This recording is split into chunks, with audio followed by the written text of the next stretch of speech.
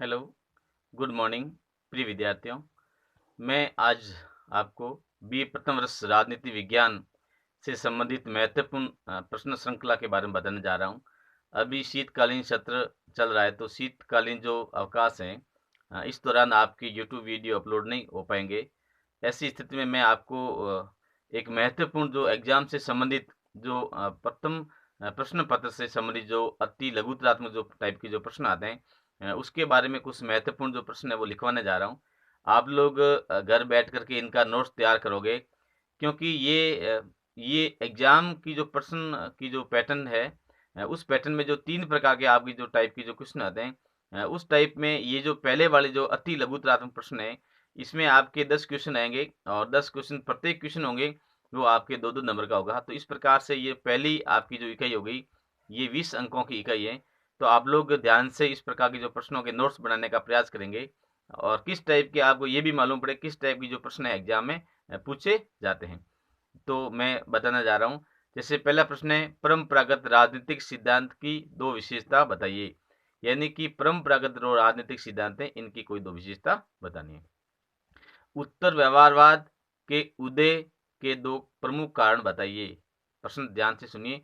उत्तर व्यवहारवाद के उदय के 2 प्रमुख कारण बताइए।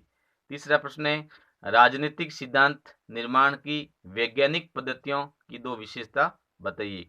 राजनीतिक सिद्धांत निर्माण की वैज्ञानिक पद्धतियों की 2 विशेषता बताइए। चौथा क्वेश्चन है, संघात्मक और एकात्मक शासन के बीच अंतर बताइए। राज्य के कार्यों के बारे में मार्क्सवादी दृष्टिकोण क्या है बताइए। अगला प्रश्न है, प्रजातंत्र की सफलता के लिए 2 प्रमुख शर्तें बताइए। अगला प्रश्न है, कार्यपालिका के बढ़ते महत्व के 2 कारण बताइए। अगला प्रश्न है, लॉसवेल की शक्ति की अवधारणा को परिभाषित कीजिए। लॉसवेल की शक्ति की अवधारणा को परिभाषित कीजिए। अगला प्रश्न है, राजनीतिक संस्कृति की अवधारणा को परिभाषित कीजिए। अगला प्रश्न है, ई गवर्नेंस क्या है। ई गवर्नेंस क्या है, उसके बारे में आपको बताना है। उसके बाद में अगला प्रश्न है, आधुनिक राजनीतिक सिद्धांत की 2 विशेषता बताइए। आधुनिक राजनीतिक सिद्धांत की 2 विशेषताएं बताइए। 12वां प्रश्न है, व्यवहारवाद की 2 विशेषताओं को बताइए। व्यवहारवाद की 2 विशेषताओं को बताइए। अगला प्रश्न है, निगमनात्मक पद्धति क्या है। अगला प्रश्न है, लोकतंत्र का अर्थ क्या है। लोकतंत्र का अर्थ क्या है। अगला प्रश्न है, राज्य के बारे में उदारवादी दृष्टिकोण क्या है। विद्यार्थी ध्यान दें। अगला प्रश्न है, संस्थात्मक शासन व्यवस्था का अर्थ बताइए। संस्थात्मक शासन व्यवस्था का अर्थ बताइए, जो हाल ही की यूट्यूब वीडियो में मैंने आपको समझाया था। न्यायिक पुनरीक्षण क्या है। न्यायिक पुनरीक्षण क्या है, उसके बारे में आपको बताना है। लोकप्रिय संप्रभुता क्या है। लोकप्रिय संप्रभुता क्या है। उसके बाद में ज्ञानात्मक अभिमुखीकरण क्या है। ज्ञानात्मक अभिमुखीकरण क्या है। अगला प्रश्न है, आनुपातिक प्रतिनिधित्व क्या है। आनुपातिक प्रतिनिधित्व क्या है। अगला प्रश्न है 21वां, राज्य की परिभाषा बताइए। राज्य की परिभाषा बताइए। अगला प्रश्न है, अरस्तु के राज्य का क्या तात्पर्य है। यानी कि अरस्तु ने राज्य के बारे में क्या बताया है, उसके बारे में बताना है। ऑस्टिन के संप्रभुता सिद्धांत क्या है। ऑस्टिन के संप्रभुता सिद्धांत क्या है। न्याय क्या है बताइए। जस्टिस क्या है बताइए, इसको परिभाषित करना है।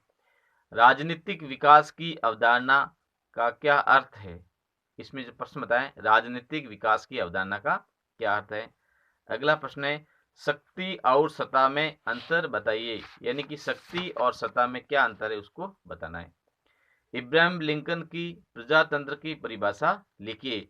यानी इब्राहिम लिंकन ने प्रजातंत्र के बारे में क्या परिभाषाएं दी थी, उसके बारे में बताना है। नेक्स्ट प्रश्न है, द्विसदनात्मक व्यवस्थापिका क्या है। द्विसदनात्मक व्यवस्थापिका क्या है, यानी कि जिसके 2 सदन होते हैं, उसके बारे में बताना। आगमनात्मक पद्धति क्या है? आगमनात्मक पद्धति क्या है? अगला प्रश्न है व्यवहारवाद का अर्थ बताइए। फिर अगला प्रश्न है राज्य के आंगिक सिद्धांत का अर्थ बताइए। राज्य के आंगिक सिद्धांत का अर्थ बताइए। राज्य के आवश्यक कार्य यानी अनिवार्य कार्य बताइए। इस प्रश्न में आपको ये बताना है कि राज्य के जो ऐच्छिक और अनिवार्य कार्य होते हैं, तो राज्य के अनिवार्य कार्य कौन कौन से होते हैं उसके बारे में आपको बताना है। कानूनी संप्रभुता क्या है? यानी संप्रभुता के बारे में आपने पढ़ा होगा, विभिन्न प्रकार की जो संप्रभुता होती है उसमें कानूनी संप्रभुता का अर्थ क्या है। समानता का अर्थ बताइए। Equality, meaning of equality. शक्ति का अर्थ बताइए। Meaning of power. जनमत का अर्थ बताइए।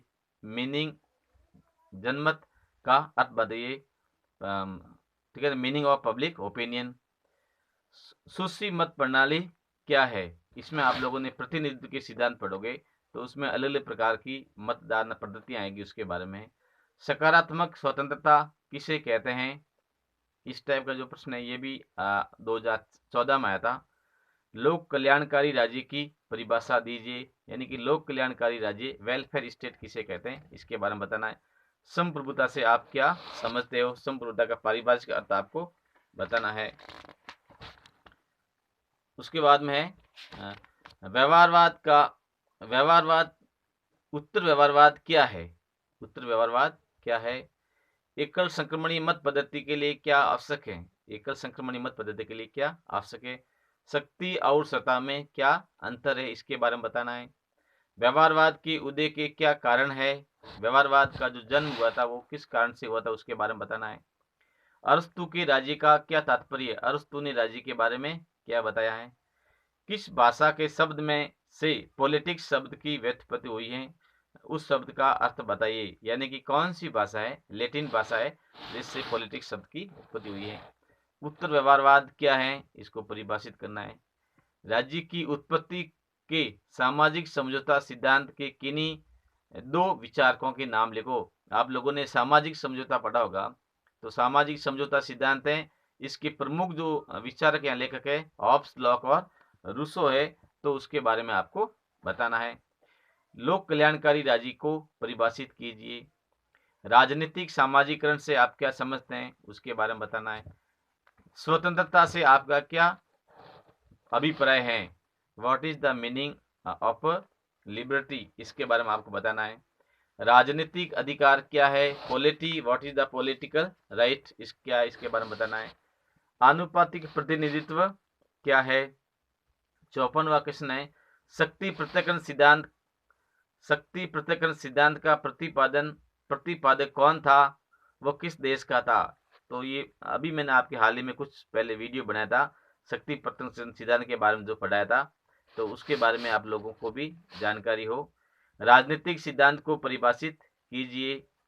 उत्तर व्यवहारवाद की दो कमियां बताइए। राज्य के आवश्यक 4 तत्व बताइए। यानी कि राज्य के प्रमुख आवश्यक 4 तत्व कौन कौन से, उसके बारे में बताना है। अधिकार से आप क्या समझते हैं? और राजनीतिक संस्कृति का अर्थ बताइए। अगला जो 60वां क्वेश्चन है उसमें राजनीतिक सिद्धांत की परंपरागत पद्धति से आप क्या समझते हैं। तो विद्यार्थियों, इस प्रकार से ये मैंने आज के इस YouTube वीडियो में मैंने आपको कुल 60 है जो 60 क्वेश्चन के बारे में बताने का प्रयास किया है। तो आप लोग इन 60 क्वेश्चनों का घर बैठकर एक नोट्स बनाओगे और उस प्रकार से उसकी अच्छी तरह से तैयार करोगे। उसके बाद में आगे और जो YouTube वीडियो होगा उसमें भी इस प्रकार से परीक्षा उपयोगी महत्वपूर्ण प्रश्नों के बारे में बताऊंगा। धन्यवाद।